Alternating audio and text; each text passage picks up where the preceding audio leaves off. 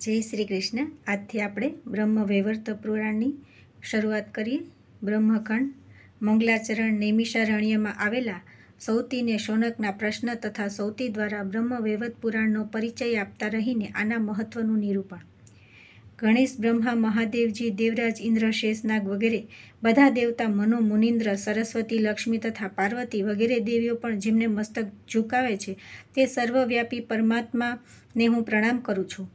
જેઓ સૃષ્ટિને માટે તત્પર થઈ 3 ગુણોનો સ્વીકાર કરી બ્રહ્મા, વિષ્ણુ અને શિવ નામવાળા 3 દિવ્ય સ્થૂળ શરીરોને ગ્રહણ કરે છે તથા વિરાટ પુરુષ રૂપ થઈને પોતાના રૂવાટાઓમાં સંપૂર્ણ વિશ્વને ધારણ કરે છે, જેમણે પોતાની કળા દ્વારા પણ સૃષ્ટિ રચના કરી છે તથા જે સૂક્ષ્મ અંતર્યામી આત્મા રૂપે સદા સર્વના હૃદયમાં વિરાજમાન છે તે મહાન આદિ પુરુષ અજન્મા પરમેશ્વરનું હું ભજન કરું છું, ભક્તિ કરું છું. ધ્યાનપરાયણ દેવતા, મનુષ્ય અને સ્વયંભૂ મનુ વગેરે જેમનું ધ્યાન કરે છે, યોગારૂઢ યોગીઓ જેમનું ચિંતન કરે છે, જાગ્રત, સ્વપ્ન અને સુષુપ્તિ બધી અવસ્થાઓમાં વિદ્યમાન હોવા છતાં પણ જેમને ઘણા સાધક સંત અનેક જન્મો સુધી તપસ્યા કરવા છતાં પણ જોઈ શકતા નથી તથા જેઓ ભક્ત પુરુષોના ધ્યાન કરવા માટે સ્વેચ્છાપૂર્વક અનુપમ તથા પરમ મનોહર શ્યામરૂપ ધારણ કરે છે તે ત્રિગુણાતીત, નિરીહ, ઈચ્છારહિત અને નિર્વિકાર પરમાત્મા શ્રીકૃષ્ણનું હું ધ્યાન કરું છું.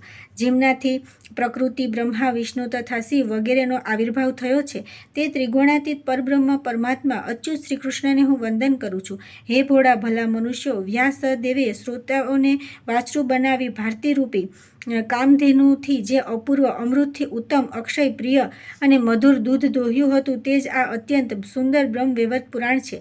તમે પોતાના કાનરૂપી પડિયા દ્વારા આનું પાન કરો. પરમ પુરુષ નારાયણ, નર શ્રેષ્ઠ નર, આમની લીલાઓને પ્રગટ કરનારા દેવી